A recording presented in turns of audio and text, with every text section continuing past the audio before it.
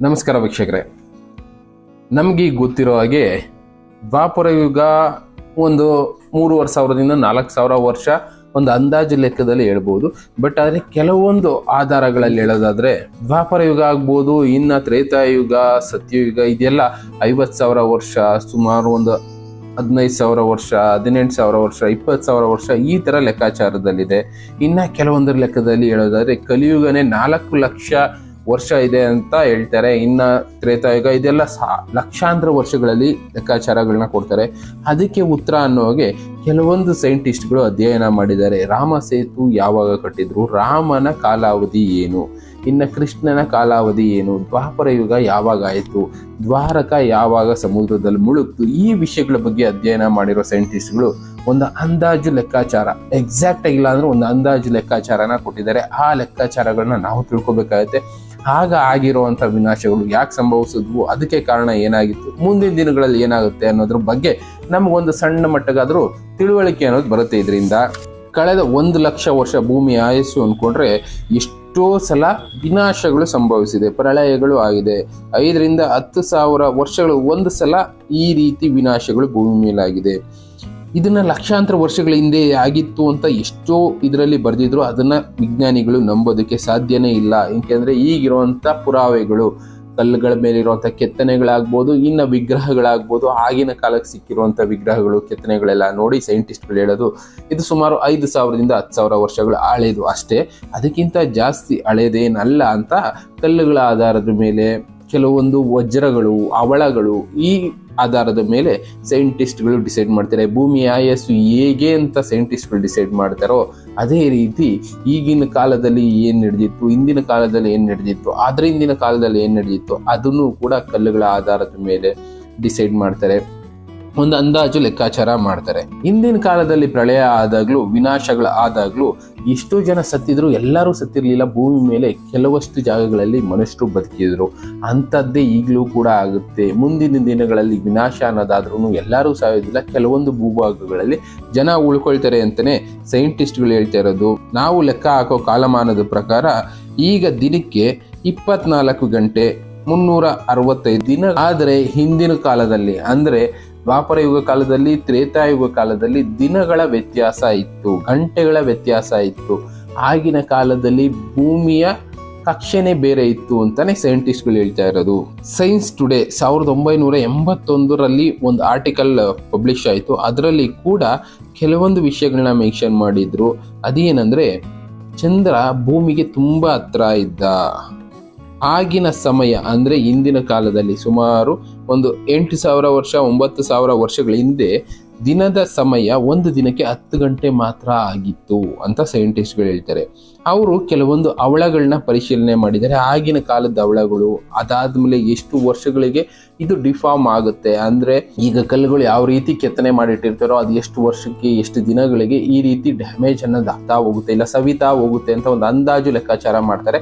ಅದೇ ರೀತಿ ಆಗಿನ ಕಾಲದ ಹವಳಗಳು ಈಗ ಇರುವಂತ ಕಂಡೀಷನ್ ಎಲ್ಲ ಸ್ಟಡಿ ಮಾಡಿ ಅವರು ಲೆಕ್ಕ ಹಾಕಿದ್ದು. ಆಗಿನ ಕಾಲದಲ್ಲಿ ದಿನಗಳ ವೇರಿಯೇಷನ್ ಇತ್ತು, ಬೆಳಕು ಕತ್ತಲು ಅನ್ನೋದು ಬೇಗ ಆಗ್ತಾ ಇತ್ತು. 10 ಗಂಟೆಗೆ ಒಂದು ಸಲ ಕತ್ತಲು ಬೆಳಕು ಅನ್ನೋದು ಆಗೋಗ್ತಾ ಇತ್ತು ತ್ರೇತಾಯುಗ ಇಲ್ಲ ದ್ವಾಪರ ಯುಗ ಕಾಲದಲ್ಲಿ ಅಂತಾನೆ ಸೈಂಟಿಸ್ಟ್ಗಳು ಹೇಳ್ತಾ ಇರೋದು. ಸುಮಾರು 480 ದಿನಗಳಿದ್ವು ವರ್ಷಕ್ಕೆ. 10 ಗಂಟೆ ಅಂತ ಲೆಕ್ಕ ಹಾಕೊಂಡ್ರು ಎಷ್ಟು ಅವರ್ ಬರ್ಬೋದು, ಆ ರೀತಿ ವ್ಯತ್ಯಾಸಗಳಿತ್ತು ಹಿಂದಿನ ಕಾಲಕ್ಕೂ ಈಗಿನ ಕಾಲಕ್ಕೂ. ಭೂಮಿ ಸ್ಪೀಡ್ ಅನ್ನೋದು ಅಷ್ಟೊಂದು ವೇರಿಯೇಷನ್ ಇತ್ತು, ಕಕ್ಷೆನಲ್ಲಿ ಅಷ್ಟೊಂದು ಬದಲಾವಣೆ ಆಗಿತ್ತು ಅಂತಾನೆ ಸೈಂಟಿಸ್ಟ್ಗಳು ಹೇಳ್ತಾ ಇರೋದು. ಈಗ ಹಗಲು ರಾತ್ರಿ ಮಧ್ಯೆ ಯಾವ ರೀತಿ ಉಷ್ಣಾಂಶ ಇದೆಲ್ಲ ವೇರಿಯೇಷನ್ ಆಗ್ತಾ ಇರುತ್ತೋ ಆಗಿನ ಕಾಲದಲ್ಲೂ ಅಂಥದ್ದೇ ವೇರಿಯೇಷನ್ ಇತ್ತು. ಸುಮಾರು ಕೋಟ್ಯಾಂತರ ವರ್ಷಗಳಿಂದ ಇದು ಭೂಮಿ ಮೇಲೆ ನಡ್ಕೊಂಡು ಬಂದಿದೆ. ಭೂಮಿ ಮೇಲೆ ಒಂದೊಂದು ಜೀವರಾಶಿನೂ ಬಂದು ಹುಟ್ಟಿ ಹೋಗ್ತಾ ಇರುತ್ತೆ. ಇದು ಸೈಂಟಿಸ್ಟ್ಗಳು ಹೇಳ್ತಾ ಇರೋ ಮಾತುಗಳು. ಅದರಲ್ಲಿ 10,000 ವರ್ಷಗಳ ಹಿಂದೆ ಅಟ್ಲಾಂಟಿಸ್ ಯಾವ ಥರ ಇತ್ತು ಅನ್ನೋದ್ರ ಬಗ್ಗೆನೂ ಅವರು ತಿಳಿಸಿದ್ರು. ನಾನು ಲಾಸ್ಟ್ ಪ್ರೋಗ್ರಾಮಲ್ಲಿ ತಿಳಿಸಿದ್ದೀನಿ ಅನ್ಕೊಳ್ತೀನಿ.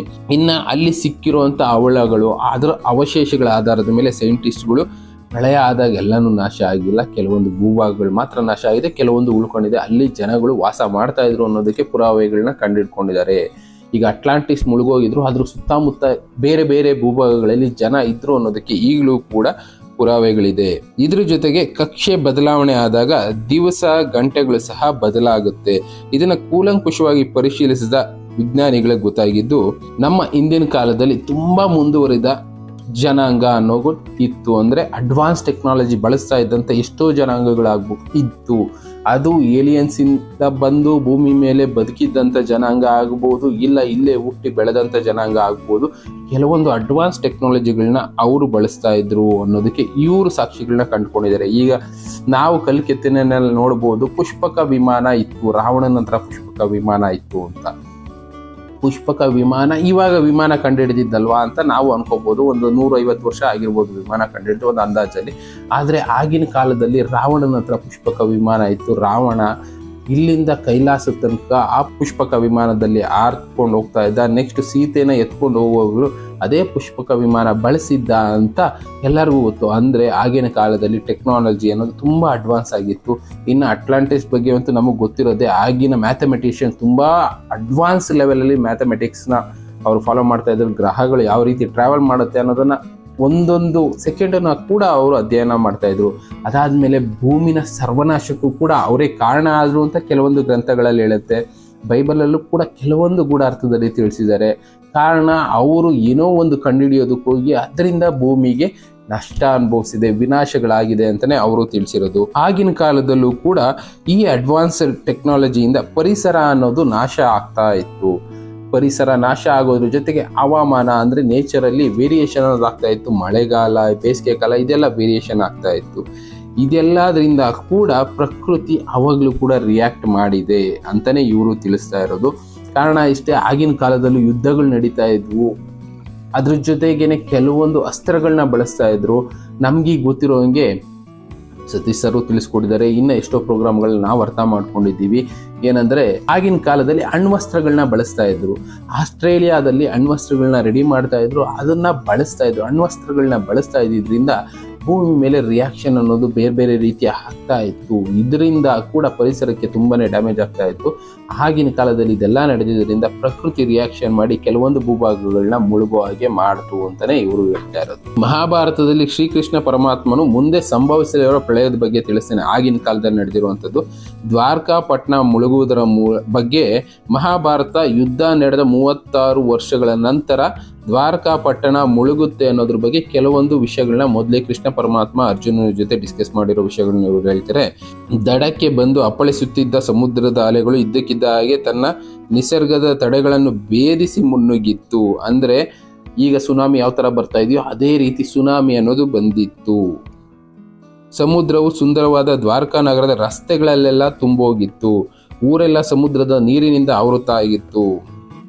ನಾನು ನೋಡುತ್ತಿದ್ದಂತೆ ಸುಂದರವಾದ ಎಲ್ಲ ಕಟ್ಟಡಗಳು ಒಂದಾದ ನಂತರ ನೀರಿನಲ್ಲಿ ಮುಳುಗತೊಡಗಿದವು. ಇಂಥ ಸನ್ನಿವೇಶಗಳು ನಡೆದಿತ್ತು. ಕೆಲವೇ ನಿಮಿಷಗಳಲ್ಲಿ ಎಲ್ಲವೂ ಸಮುದ್ರದ ಪಾಲಾಗಿ ಹೋಗಿತ್ತು. ಈಗ ಸಮುದ್ರ ಒಂದು ಕೆರೆಯಂತೆ ಶಾಂತವಾಗಿತ್ತು. ಅಂದ್ರೆ ಎಲ್ಲ ನೀರಿನಲ್ಲಿ ಮುಳುಗು ಹೋಗಿತ್ತು. ಊರಿನ ಒಂದು ಸಣ್ಣ ಗುರುತು ಸಹ ಕಂಡು ಬರಲಿಲ್ಲ. ದ್ವಾರಕಾಪಟ್ಟಣ ಒಂದು ಹೆಸರಾಗಿ ಮಾತ್ರ ಮನಸ್ಸಲ್ಲಿ ಉಳಿಯಿತು. ಈ ರೀತಿ ಸನ್ನಿವೇಶಗಳೆಲ್ಲ ನಡೆದಿತ್ತು ಅಂತ ಅರ್ಜುನ ತುಂಬಾ ವಿವರವಾಗಿ ತಿಳಿಸಿದ್ದಾನೆ. ದ್ವಾರಕಾಪಟ್ಟಣ ಅರಬ್ಬಿ ಸಮುದ್ರದಲ್ಲಿ ಗುಜರಾತಿನ ಹತ್ರ ಮುಳುಗಿರೋದನ್ನ ಮೆರಿನ್ ಆರ್ಕಿಯಾಲಜಿ ಡಿಪಾರ್ಟ್ಮೆಂಟ್ ಅವರು ಕಂಡುಹಿಡಿದಿದ್ದಾರೆ. ಮಹಾಭಾರತ ಯುದ್ಧ ಬಂದು ದ್ವಾಪರ ಯುಗದ ಕೊನೆಯಲ್ಲಿ ನಡೆದಿತ್ತು. ಅಲ್ಲಿ ಸೈಂಟಿಸ್ಟ್ಗಳು ಕೂಲಂಕುಷವಾಗಿ ಅಂದ್ರೆ ತುಂಬಾ ಡಿಟೈಲ್ ಆಗಿ ಎಕ್ಸ್ಟ್ರಾಕ್ಟ್ ಮಾಡಿದ್ದು ಪ್ಲಸ್ ಕಂಡುಹಿಡಿದಿದ್ದು ಏನಂದ್ರೆ ಆಗಿನ ಕಾಲದಲ್ಲೂ ಅಂದ್ರೆ ಸುಮಾರು 3500-4000 ವರ್ಷಗಳ ಹಿಂದೆ ಕೂಡ ಈಗ ನಮ್ಮ ಪ್ರಪಂಚದಲ್ಲಿ ಯಾವ ರೀತಿ ವ್ಯವಸ್ಥೆ ಇದೆ ಇದೇ ರೀತಿ ವ್ಯವಸ್ಥೆ ಅನ್ನೋದಿತ್ತು. ಅಧರ್ಮಗಳಿತ್ತು, ಅದ್ರ ಜೊತೆಗೆ ಕೆಟ್ಟ ಕೆಲಸಗಳು ನಡೀತಾ ಇದ್ವು. ಇದೆಲ್ಲ ಕೆಲವೊಂದು ಆಧಾರ ಕುರುಹುಗಳ ಮೇಲೆ ಇವರು ಕಂಡುಹಿಡ್ಕೊಂಡಿದ್ದಾರೆ.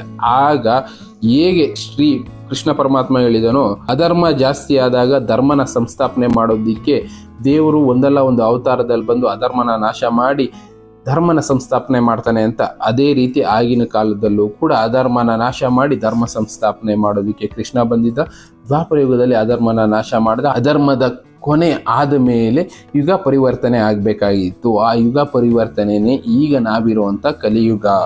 ಇದೇ ರೀತಿ ರಾಮಾಯಣದಲ್ಲೂ ಕೂಡ ಕೆಲವೊಂದು ವಿಷಯಗಳನ್ನ ತಿಳಿಸ್ತಾರೆ. ಪ್ರಳಯ ಯಾವಾಗ ಆಗಿತ್ತು, ಏನಾಗಿತ್ತು ಅನ್ನೋದ್ರ ಬಗ್ಗೆ ತಿಳಿಸ್ತಾರೆ. ಅದರಲ್ಲಿ ಇವರು ಒಂದು ತಿಳಿಸ್ತಾ ಇರೋದೇನೆಂದ್ರೆ ಶ್ರೀ ಎಸ್ ಶಿವಕುಮಾರ್ ತುಳಸಿ ರಾಮಾಯಣದಲ್ಲಿ ಶ್ಲೋಕದ ರೂಪದಲ್ಲಿ ಕೊಟ್ಟಿರುವ ರಾಮನ ಜಾತಕವನ್ನು ಕೂಲಂಕುಷವಾಗಿ ಪರಿಶೀಲನೆ ಮಾಡಿ ಅದರಲ್ಲಿ ಇವರು ಅರ್ಥ ಮಾಡ್ಕೊಂಡಿದ್ದು ಏನಂದ್ರೆ ಭೂಮಿ ಸುತ್ತ ಒಂದು ಉಪಗ್ರಹ ಇರಲಿಲ್ಲ. ಈಗ ನಾವು ಚಂದ್ರ ಹೇಗೆ ಉಪಗ್ರಹ ಅಂತೀವೋ ಅದೇ ರೀತಿ 2-3 ಇದ್ರೂ ಇರ್ಬೋದು. ಅದರಲ್ಲಿ ಇವರು ಗೊತ್ತಾಗಿದೆ ಏನಂದ್ರೆ ಬುಧ ಕೂಡ ಭೂಮಿಯ ಒಂದು ಉಪಗ್ರಹ ಆಗಿತ್ತು, ಚಂದ್ರನ ರೀತಿನೇ.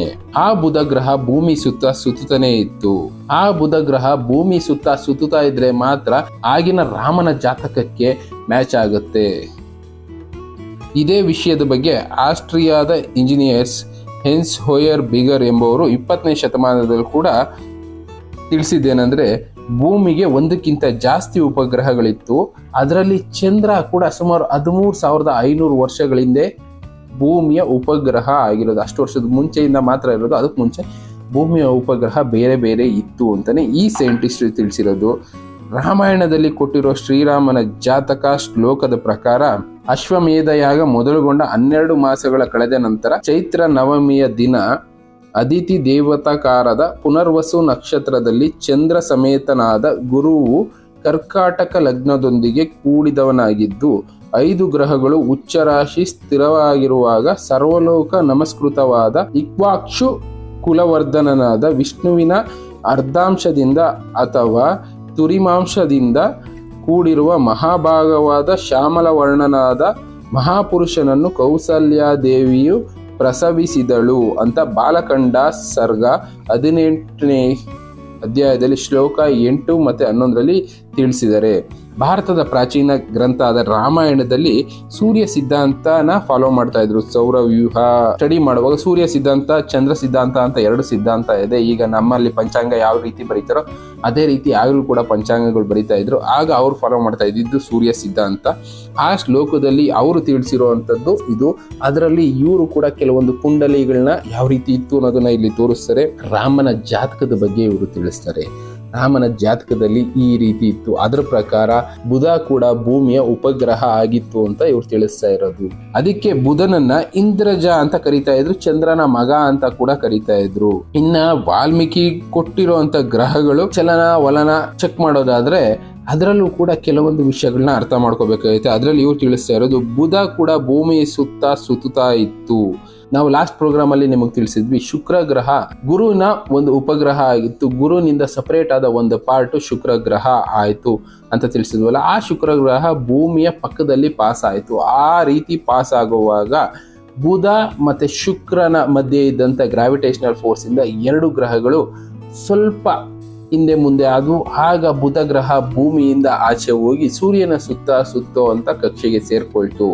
ಅದರಿಂದನೇ ಈಗ ಸಪರೇಟ್ ಆಗಿ ಬುಧ ಗ್ರಹ ಉಳ್ಕೊಂಡ್ಬಿಡ್ತು. ಇಲ್ಲ ಅಂದಿದ್ರೆ ಬುಧ ಗ್ರಹ ಭೂಮಿಯ ಉಪಗ್ರಹ ಆಗಿರ್ತಾ ಇತ್ತು ಅಂತಾನೆ ಇವರು ತಿಳಿಸಿರೋದು. ಇನ್ನ ಸೂರ್ಯ ವಂಶದವರು ಅಂತ ಹೇಳೋದು ಲೆಕ್ಕಾಚಾರದ ಪ್ರಕಾರ ಅಂದ್ರೆ ರಾಮನ ವಂಶ ಬಂದು ಸೂರ್ಯ ವಂಶ ಅಂತ ಕರೀತಾರೆ. ಅದ್ರ ಪ್ರಕಾರ ರಾಮನ ಕನಿಷ್ಠ 10,000 ವರ್ಷಗಳ ಹಿಂದೆ ಬದುಕಿದ್ರು ಅನ್ನೋದು ಒಂದು ಲೆಕ್ಕಾಚಾರ ಇದೆ. ಈಗಿನ ಜೈಪುರದ ಮಹಾರಾಜರು ತಾವು ಸೂರ್ಯ ವಂಶದವರು ಅಂತ ಹೇಳ್ಕೊಳ್ತಾರೆ. ಅವರು ತಮ್ಮ ಮನೆತನ ಸಂಪೂರ್ಣ ಚರಿತ್ರೆಯನ್ನ ಸಂಗ್ರಹ ಮಾಡಿಟ್ಟಿದ್ದಾರೆ. ರಾಜ ಸುಮಿತ್ರಾ ಎಂಬುವನಿಂದ ಹಿಡಿದು ಈಗಿನ ರಾಜನಾದ ರಾಜಮಾನ್ ಸಿಂಗ್ ವರೆಗೆ ಎಲ್ಲಾ ಡೀಟೇಲ್ಸ್ ನ ಕಲೆಕ್ಟ್ ಮಾಡಿಟ್ಟಿದ್ದಾರೆ. ಅವರು 170ನೇವರು ಅಂತ ಹೇಳ್ಕೊಳ್ತಾರೆ. ತುಳಸಿ ರಾಮಾಯಣದ ಪ್ರಕಾರ ಶ್ರೀರಾಮಚಂದ್ರನು ಸೂರ್ಯವಂಶಿ ರಾಜ ಎಂದು ಪರಿಗಣಿಸುತ್ತಾರೆ. ರಾಜ ಸುಮಿತ್ರನು ಶ್ರೀರಾಮಚಂದ್ರನ ತರುವಾಯ 61ನೇ ರಾಜ ಅಂತ ಹೇಳ್ತಾರೆ. ಶ್ರೀರಾಮನ ತರುವಾಯ ಅಂದ್ರೆ ಅವರ ಆದ ಮೇಲೆ ಈಗಿನ ರಾಜನಾದ ಮಾನ್ ಸಿಂಗ್ 231ನೇ ರಾಜ. ಅಲ್ಲಿಗೆ ಪ್ರತಿಯೊಬ್ಬರದು ಒಂದು ಅಂದಾಜು 40 ವರ್ಷ ಇಲ್ಲ ಒಂದು 45 ವರ್ಷ ಅಂತ ಹೆಚ್ಚು ಕಡಿಮೆ ಲೆಕ್ಕ ತೊಗೊಳ್ಳೋದಾದ್ರೆ 231 ರಾಜರು ಅಲ್ಲಿ ರಾಜ್ಯಭಾರ ಮಾಡಿದ್ದಾರೆ. ಅದ್ರ ಪ್ರಕಾರ 9,000ದಿಂದ ಒಂದು 10,000 ವರ್ಷಗಳು ನಡೆದಿದೆ. ಅಂದ್ರೆ ರಾಮನ ಆಯಸ್ಸು ಅಂದ್ರೆ ತ್ರೇತಾಯುಗ ನಡೆದಿರೋ ಕಾಲ ಬಂದು 9,000ದಿಂದ 10,000 ವರ್ಷಗಳು ಅಂತಾನೆ ತಿಳಿಸಿರೋದು. ಇನ್ನ ಇಲ್ಲೂ ಕೂಡ ನಾವು ಅರ್ಥ ಮಾಡ್ಕೊಂಡಿದ್ದೇನು ಅಂದ್ರೆ ರಾಮ ಹುಟ್ಟೋ ಟೈಮ್ನಲ್ಲಿ ಬುಧ ಗ್ರಹ ಭೂಮಿಯ ಉಪಗ್ರಹ ಆಗಿತ್ತು. ಆ ಕಾಲ ಮುಗಿಯೋ ಟೈಮ್ನಲ್ಲಿ ಶುಕ್ರ ಗ್ರಹನಿಂದ ಏರ್ಪಟ್ಟ ಒಂದು ಇಂಬ್ಯಾಲೆನ್ಸ್ ಇಂದ ಬುಧ ಗ್ರಹ ಸಪರೇಟ್ ಆಯಿತು. ಅದರಿಂದ ಕೂಡ ಭೂಮಿ ಮೇಲೆ ಬದಲಾವಣೆಗಳು ಆದವು ಅಂತಾನೆ ಸೈಂಟಿಸ್ಟ್ಗಳು ಬರೆದಿರೋದು. ಇದನ್ನೆಲ್ಲ ಲೆಕ್ಕಾಚಾರ ಮಾಡೋದಾದ್ರೆ ನಮಗೆ ಗೊತ್ತಾಗೋದು ನಮ್ಮ ಹಿಂದೆ ಕೂಡ ತುಂಬಾ ಅಡ್ವಾನ್ಸ್ ಟೆಕ್ನಾಲಜಿ ಅನ್ನೋದಿತ್ತು. ಅದನ್ನ ತುಂಬಾ ಅತಿಯಾಗಿ ಬಳಸೋದ್ರಿಂದ ಪರಿಸರಕ್ಕೆ ದೊಡ್ಡ ಮಟ್ಟದ ಡ್ಯಾಮೇಜ್ ಅನ್ನೋದಾಯಿತು, ಅದಕ್ಕೆ ಪ್ರಕೃತಿ ರಿಯಾಕ್ಷನ್ ಮಾಡೋದಕ್ಕೆ ಶುರು ಆಯಿತು. ಅದರಿಂದನೇ ಕೆಲವೊಂದು ವಿನಾಶಗಳು ನಡೆದ್ವು ಅನ್ನೋದು ನಮಗೂ ಗೊತ್ತಾಗುತ್ತೆ. ಅದ್ರ ಜೊತೆಗೆ ಕೆಲವೊಂದು ಯಾರ ಕಂಟ್ರೋಲಲ್ಲೂ ಇಲ್ಲದೆ ಇರುವಂಥದ್ದು ನಡೆಯುತ್ತೆ. ಅದು ಈಗ ಗುರುಗ್ರಹದಿಂದ ಸಪರೇಟ್ ಆದ ಶುಕ್ರ ಗ್ರಹದಿಂದ ಆಗಿರ್ಬೋದು, ಇಲ್ಲ ಸೂರ್ಯನಿಂದ ಬರ್ತಾ ಇರುವಂಥ ಕೆಲವೊಂದು ಶಕ್ತಿಗಳಿಂದ ಆಗಿರ್ಬೋದು. ಇದೆಲ್ಲದರಿಂದ ಕೂಡ ಭೂಮಿ ಮೇಲೆ ಬದಲಾವಣೆಗಳು ಆಗ್ತಾನೆ ಇದ್ದಾವೆ. ಸಾವಿರಾರು ವರ್ಷಗಳಿಂದ ಆಗಿರೋ ವಿಷಯಗಳು ನಮ್ಗೆ ತಿಳ್ಕೊಳ್ಳೋದಕ್ಕೆ ಆಗದೇ ಇರ್ಬೋದು. ಬಟ್ ಆದರೆ ಸೈಂಟಿಸ್ಟ್ಗಳು ಎಕ್ಸಾಕ್ಟಾಗಿ ತಿಳಿಸಿಲ್ಲ ಅಂದರೆ ಒಂದು ಅಂದಾಜಲ್ಲಿ ತಿಳಿಸೋದು ಈ ಟೈಮ್ನಲ್ಲಿ ಈ ರೀತಿ ವಿನಾಶಗಳಾಗಿದೆ, ಮುಂದೆ ಇನ್ನೇನು ಕೆಲವೇ ವರ್ಷಗಳಲ್ಲಿ ಈ ರೀತಿ ವಿನಾಶಗಳು ಆಗುತ್ತೆ ಅಂತ ಸೈಂಟಿಸ್ಟ್ಗಳು ಒಂದು ಅಂದಾಜಲ್ಲಿ ಹೇಳಿದ್ದಾರೆ. ಕೆಲವೇ ವರ್ಷ ಅಂದರೆ ಒಂದು 5 ರಿಂದ 10 ವರ್ಷದಲ್ಲಿ ಇಂಥ ವಿನಾಶಗಳೆಲ್ಲ ಆಗೋಗ್ತವೆ. ಆ ವಿನಾಶಗಳನ್ನ ಎದುರಿಸೋದಕ್ಕೆ ರೆಡಿ ಆಗಲಿ ಅಂತಾನೆ ಜನರಿಗೆ ಕೆಲವೊಬ್ರು ಸೈಂಟಿಸ್ಟ್ಗಳು ಎಚ್ಚರಿಕೆ ಕೊಡ್ತಾ ಇದ್ದಾರೆ. ಕೆಲವೊಬ್ರು ಎದುರಿಸೋದು ಬೇಡ, ಅವರು ನ್ಯಾಚುರಲ್ ಆಗಿ ತಿಳ್ಕೊಳ್ಳಿ ಅಂತ ಹಾಗೆ ಬಿಟ್ಬಿಟ್ಟಿದ್ದಾರೆ. ಆದರೂ ಕೂಡ ನಾವು ಕೆಲವೊಂದು ವಿಷಯಗಳನ್ನ ಕೆದಕ್ತಾ ಹೋದ್ರೆ ಅದ್ರ ಬಗ್ಗೆ ನಮಗೂ ನಾಲೆಡ್ಜ್ ಅನ್ನೋದು ಬರುತ್ತೆ. ಎಕ್ಸಾಂಪಲ್ ಒಂದೇ ಒಂದು ವಿಷಯದಲ್ಲಿ ನಮಗೆ ಗೊತ್ತಾಗೋದೇನೆಂದ್ರೆ, ನಾರ್ವೇನಲ್ಲಿ ಫುಡ್ ಬೀಜಗಳನ್ನ ಸ್ಟೋರ್ ಮಾಡ್ತಾ ಇದ್ದಾರೆ. 200 ದೇಶಗಳಲ್ಲಿರುವಂಥ ವಿವಿಧ ರೀತಿಯ ಫುಡ್ ಬೀಜಗಳನ್ನ ತಗೊಂಡೋಗಿ ಸ್ಟೋರ್ ಮಾಡ್ತಾ ಇದ್ದಾರೆ. ಯಾಕೆ ಸ್ಟೋರ್ ಮಾಡ್ತಾ ಇದ್ದಾರೆ? ಮುಂದಿನ 100 ವರ್ಷ ಆದ್ರೂ ಆ ಫುಡ್ ಬೀಜಗಳು ನಾರ್ವೇನಲ್ಲಿ ಕೊಳೆಯೋದಿಲ್ಲ. -28 ಡಿಗ್ರಿ ಏನು ಟೆಂಪ್ರೇಚರ್ ಇರೋದ್ರಿಂದ ಆ ಜಾಗದಲ್ಲಿ 100 ವರ್ಷ ಆದರೂ ಆ ಬೀಜಗಳು ಕೊಳೆಯೋದಿಲ್ಲ. ಮುಂದೆ ಒಂದು ದಿನ ವಿನಾಶ ಅನ್ನೋದು ಸಂಭವಿಸಿದ್ದೇ ಆದರೆ ಅಲ್ಲಿರುವಂಥ ಫುಡ್ ಬೀಜಗಳನ್ನ ಬಳಸ್ಕೊಂಡು ಜನ ಬದುಕಲಿ ಅನ್ನೋದಕ್ಕೋಸ್ಕರನೇ ಇಂಥದ್ದನ್ನೆಲ್ಲ ಸೈಂಟಿಸ್ಟ್ ಮಾಡ್ತಾ ಇರೋದು. ಅದ್ರ ಬಗ್ಗೆ ನಾವು ತಿಳ್ಕೊಳ್ತಾ ಇದ್ದೀವಿ. ಅದಕ್ಕೋಸ್ಕರನೇ ಕೆಲವೊಂದು ಮುಚ್ಚುಮರೆಯಲ್ಲಿ ಮಾಡಿದ್ರು ಜನಕ್ಕೆ ಭಯಪಡಿಸಬಾರ್ದು ಅಂತ ಮಾಡಿದ್ರು ನಮಗೆ ನಿಜಗಳು ಗೊತ್ತಾದಾಗ ನಾವು 4 ಜನಕ್ಕೆ ಎಚ್ಚರಿಸುವಂಥ ಕೆಲಸ ಮಾಡಬೇಕು. ಅಂಥ ಕೆಲಸನೇ ನಾವು ಮಾಡ್ತಾ ಇದ್ದೀವಿ. ಇನ್ನು ಈ ರೀತಿ ಎಷ್ಟೋ ವಿಷಯಗಳು ನಮಗೆ ತಿಳಿತಾ ಇದ್ದಂಗೆ ನಿಮಗೂ ತಿಳಿಸುವಂಥ ಕೆಲಸ ಮಾಡ್ತಾ ಇರ್ತೀವಿ ಅಂತ ಹೇಳ್ತಾ ಥ್ಯಾಂಕ್ ಯು. ಮತ್ತೆ ಸಿಗೋಣ. Good by.